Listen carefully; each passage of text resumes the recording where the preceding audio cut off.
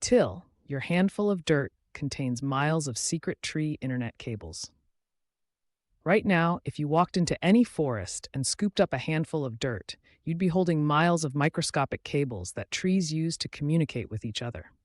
I'm not talking science fiction here. This is real, and it's happening beneath our feet in every forest on Earth. These cables are actually fungal threads, thinner than spider silk, weaving through the soil in networks so dense that a single handful of forest dirt contains literal miles of them. Scientists call this the mycorrhizal network, but it's got a much cooler nickname, the Wood Wide Web. Here's where it gets absolutely wild. Trees aren't just standing there silently competing for sunlight. They're constantly chatting, sharing resources, and even gossiping about neighborhood drama through these fungal networks.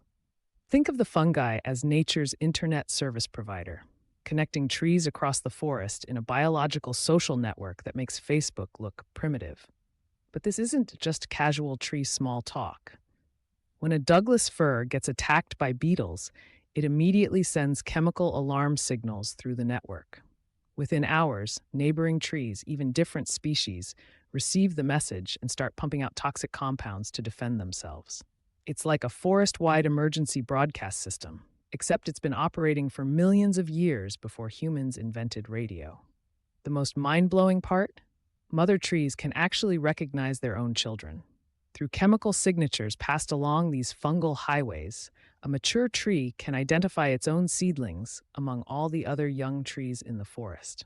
And just like any good parent, mother trees play favorites. They send extra nutrients, water, and resources to their offspring through the network, giving their kids a better chance at survival. Scientists discovered this by injecting radioactive carbon into mature trees and then tracking where it went. They watched in amazement as the carbon traveled through the soil via fungal threads and showed up in seedlings hundreds of feet away. The bigger, older trees were essentially feeding the younger generation through this underground internet. But the network isn't just about family connections. Different tree species plug into the same system, creating interspecies cooperation that challenges everything we thought we knew about forest competition. A birch tree can share resources with a fir tree, and they both benefit from the arrangement. It's like having neighbors who actually share their Wi-Fi password and help each other out. The scale of these networks is staggering. Some span entire forests, connecting hundreds of trees across thousands of acres. They can persist for decades, growing more complex and sophisticated over time. The largest networks are among the most intricate communication systems on our planet, rivaling the complexity of our own internet infrastructure. Perhaps the most touching discovery is what happens when trees are dying. Instead of hoarding their resources, dying trees dump their stored carbon into the network, essentially leaving an inheritance for the rest of the forest community. It's a final act of generosity that ensures the forest's survival even as individual trees pass away. This discovery has completely revolutionized how scientists view forests.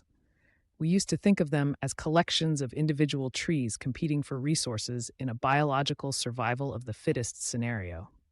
Now we understand forests are actually cooperative superorganisms, where the success of the community depends on sharing, communication, and mutual support. The implications are staggering for how we manage forests and think about conservation. When we clear-cut forests, we're not just removing trees. We're destroying communication networks that took decades to establish. We're severing internet cables that connect entire ecosystems. These fungal networks also help forests adapt to climate change, drought, and other environmental stresses by allowing healthy trees to support struggling ones. The network acts like a biological insurance policy, spreading risk across the entire forest community. What's even more incredible is that we're just beginning to understand this system.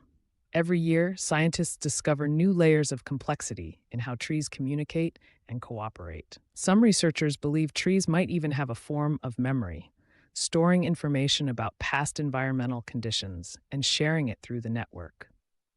So the next time you're walking through a forest, remember that beneath your feet is one of nature's most sophisticated communication networks, buzzing with chemical conversations, resource sharing, and community cooperation. Every step you take crosses thousands of these microscopic cables, carrying messages between trees.